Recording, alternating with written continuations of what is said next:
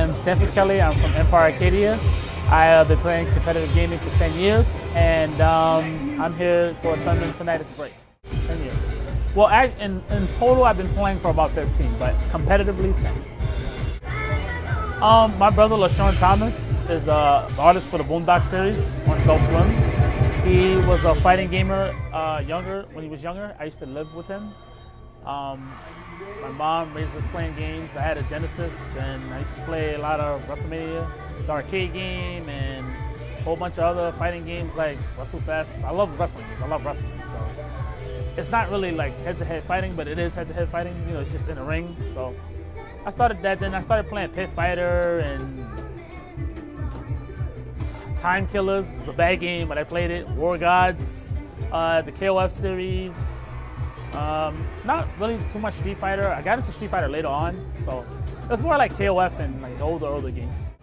I played it at a place called Camacho's Video on in the Bronx on 158th Street, and that's where I lived at the time. And I played it from there. I used to go there every day after school and play Street Fighter 2, Championship Edition, Turbo, all those Street Fighter games.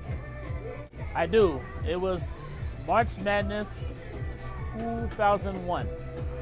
I was brought to Philadelphia, and it was also the first tournament I won, which is CBS 1. I won my first tournament that I've entered, and it was a major at the time.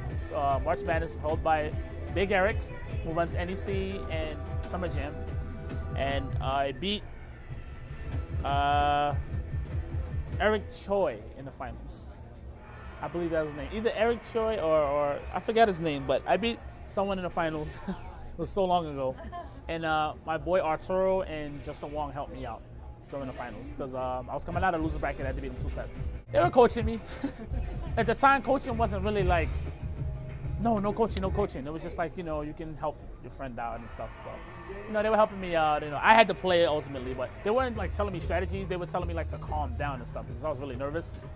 So I would make a lot of errors against the guy, and they were like, yo, calm down, just play a game. So I was calming down, and I just played my game, and I won. Were I? How old was I? At the time, I was 18? No, I was 19. I was 19 at the time. I'm 28 now. I played with 4:1 characters, because you pick 4:1 characters in the game. It was King, EX King, Benimaru, Dawson, and either Blanco or Socorro. Depends on the game. Like, if I don't like the game too much, I don't play it too much. But if I really like the game, like, for instance, I like CBS 2 a lot. It's my favorite Street Fighter game in the new generation. The new generation as in the last 6 years. I put a lot of time into it. I couldn't roll cancel it first, like first year or so, like 2-3 years. I really wasn't roll canceling that well, but I got better at it. So it really made me like the game more because I used to lose to a lot of players that did roll cancel. So once I started roll canceling, it closed the gap, and it made me a better player. So I started understanding the game as I started learning how to roll cancel. So I'd say CBS 2 is a prime example of how much I train. I used to play every day for hours. Marvel vs. Capcom 2 is another game I played a lot too. I used to train a lot for hours. I still do train in that game. There's still money to be made. And Street Fighter 4, at first I used to train a lot because I was behind in it, because it came out in Japan and it came out in the arcade, and I never used to play the arcade until it came on console. So I used to, you know, play a lot online, but nowadays I don't train that much. It's like riding a bike for me. Like, as long as I know frame data and matchups, I'm good. When I first started off, I looked up to myself. I didn't admire anybody because I felt anybody could be beaten. That was just my mentality when I first came into the scene. And as I gradually started to play more into the scene, I started to admire some people in the scene because they taught me how to play, which is Justin. Justin is a big reason why I'm as good as I am, because he taught me how to play Marvel. And he also taught me the basics on fighting games in general.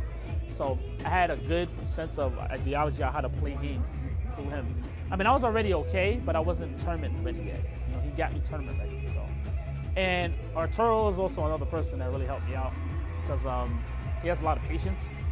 So he taught me to be like very patient. You know, he was like my rival back then, back in 1968 and 87. I had a big rivalry with Arturo, and it got personal at times, but you know, it's competition. So sometimes, you know, competition brings personality, but it's always a game at the end. So, you know, we're real good friends now, and he taught me a lot about the game. And I look up to him and Justin, pretty much. Vi and Choi are also notable mentions because, you know, they've been in the scene for so long, but I'm on the East Coast. I live in the East Coast, and I'm East Coast, so I'm gonna support the people that made the East Coast what it is today. And Henry Sen and Italy also have a hand in that, you know, because if it wasn't for them, Arturo and Justin wouldn't have people to look up to, you know. So I'd say for me, it's Arturo and Justin. The thing about teaching is you have to listen. You can only teach people that are willing to listen and want to learn how to listen. You gotta learn how to listen to a teacher. You can't just learn by yourself and get godlike. You gotta learn from somebody that is already there and want to listen and learn from them. And I listened a lot, you know. At first I was hard-headed. I was like, I could beat Justin. I just want to beat him. But being humbled is one of the most special things in life that people don't cherish. You know, it's not a bad thing being humble. Sometimes, or most of the time, being humbled is a good thing because it makes you understand that you're not perfect, and it makes you want to be perfect more. So being humbled by Justin for years was a humbling experience, and I learned a lot from it, you know. That is Storm, Sentinel, and Captain Commando Assist. The reason it was called that, because Desmond, who used to hate me so much in the past, who's like one of my closest friends now, said I was a virus because I used to go to every tournament and beat a lot of people in the game. And I used to follow Justin everywhere he went to try to beat him because he was undefeated for 4 years in Marvel. So he was like, I was a plague and I was anthrax, I was infecting people and blah, blah, blah. So just made Santhrax, you know, added my first initials of my name and put it into anthrax. So, and the team is called Santhrax because it takes a lot of damage and it destroys people. Like matches end really fast with Team Santhrax, you know, unless you're being really lame. But even then, it's a lot of damage. So it's a damaging team, and it was named after me. So emotional? I show emotion when I play, when I lose. I don't like to lose. Nobody likes to really lose. I just show it when I lose. I'm like, no, you know, but losing is part of learning. So I take it for what it is, and I try better next time, you know. But I'm an emotional player. Canada. I went to T6. Where I won Tekken 5 when it was popular. We won the Canada versus Empire Arcadia, which is the company that I'm in. We won the 5-on-5 exhibition. We beat them, and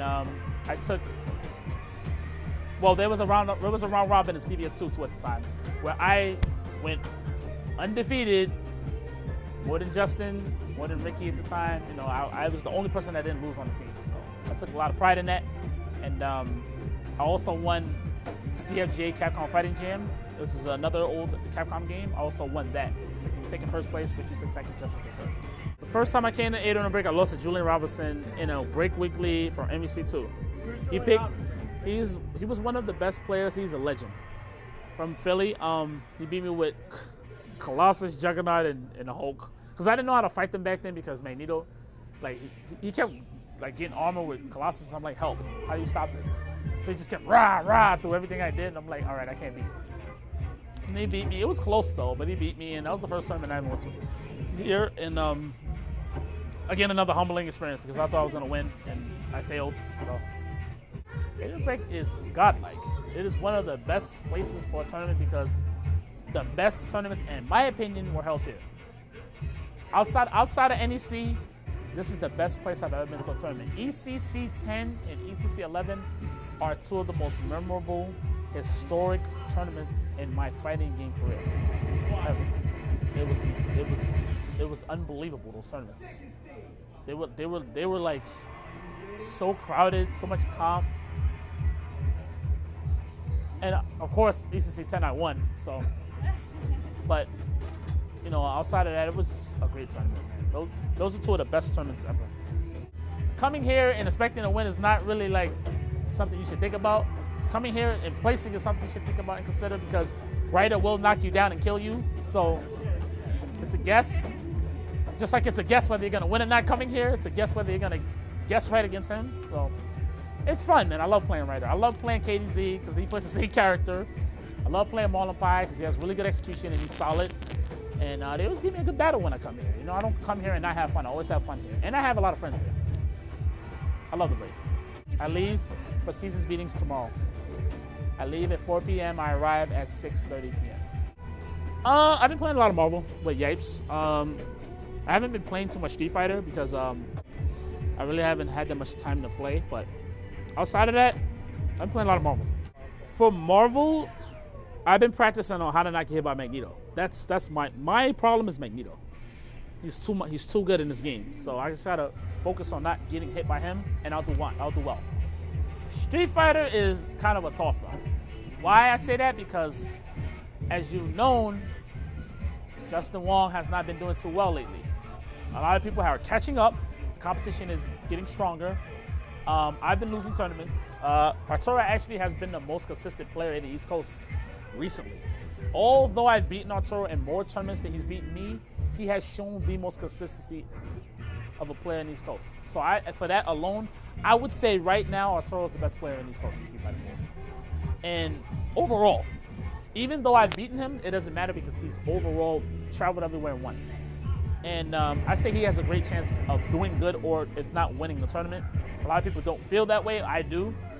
And for me, I don't think I'm going to do that well because, A, I don't have a main character. Like, I play a lot of characters in the game, you know? I have a lot of diversity, but although I play a lot of characters and I know a lot about the characters, sometimes when you have a lot of characters, you don't know which one to pick in certain situations. So that often screws me over in the end, you know?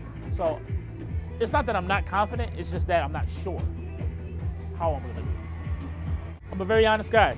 You guys know that. I think the community is great. I think the drive to get better is horrible.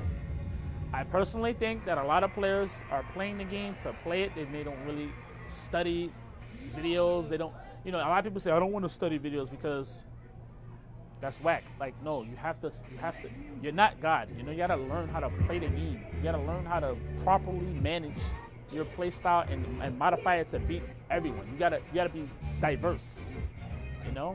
And that's what a lot of people lack, you know? They don't do their homework. So, personally, I think a lot of players are lazy. They make a lot of games nowadays scrub friendly. Like Street Fighters, go to trial mode, they show you like a billion gazillion combos. It's like anybody can learn the game now. Back then they didn't do that. You had to like learn on your own. And Tekken is the same way. Tekken, they gave you combos and stuff to do now. So I think a lot of games are scrub friendly nowadays. Even though it's fun, it's scrubby. You know, anybody can just pick it up and play. And that's a good and a bad thing at the same time, because as that is a good thing in terms of the horizon of people coming in to play it, it's a bad thing because it draws out a lot of bad things about the game. It exploits the game and the game becomes really dumb after a while. So, I don't disagree with the sponsoring thing, because if you're talented at something, you deserve to be sponsored. It's just how you market yourself is how you get the results that you want, you know? And it's all about presentation. Presentation is everything, you know? If you present yourself to be a humble, gifted person, they're gonna look at you and view you that way. So in terms of the marketing aspect of gaming, I think that's a great thing and a great idea, because it pushes people to do more than just play. So I think it's good. Well, I was speaking for right now. For right now, I'm kind of a household name. Everyone knows who I am in the US. And I'm pretty known. In the future, I just want to make people better, man. I just want to help people out, make people use their mind instead of their hands, and make the East Coast, if not the East Coast, the US better as a whole, so we can fight Japan and fight Europe and the people that do give us problems and beat us all the time. I want us to do better against them, because it's a pride thing. Like, America, I love it, and I just want to see us prosper. I just want to see us win. You know, I hate when we lose every year to Japan. Like, I feel like we should be beating them or not going even with them, but that's not the case, because there's no unity. You know, there's no true unity here. Everybody's out for themselves. So You can only go but so far that way, you know. Japan is complete unity, so that's why they get the results they get. My match with Ryder last week was one of the best matches I've had in this game. I beat him by a pixel, last round, last hit. It was legendary. I wish it was tape. The best overall match I ever had was me versus Justin at ECC 11 when he beat me the last game, situation. It was memorable. Made me cry. You know, I went home crying because I lost. I don't ever cry when I lose at anything, but I cried when I lost at that because it really hit me because I felt that I could have beat him, you know, and I didn't. And also, when I first beat him, when I was the first person to ever beat Justin Wong in Marvel vs. Capcom 2 after his 4-year streak of being champion. When he was undefeated, I was the first person that's ever beat him. So that was also here, which is why this is another place that is. This is why this place to me is so special, because this was the first place that Justin Wong lost the tournament at, which is what a lot of people don't know. True love. Right now? I think true love overrides anything in this world, even money. Keep playing. Concentrate when you play. Never doubt yourself. Never put anyone else down. Never go to a tournament thinking you're gonna win all the time. Sometimes you just don't. And respect the people that have put in work for the community. That's it.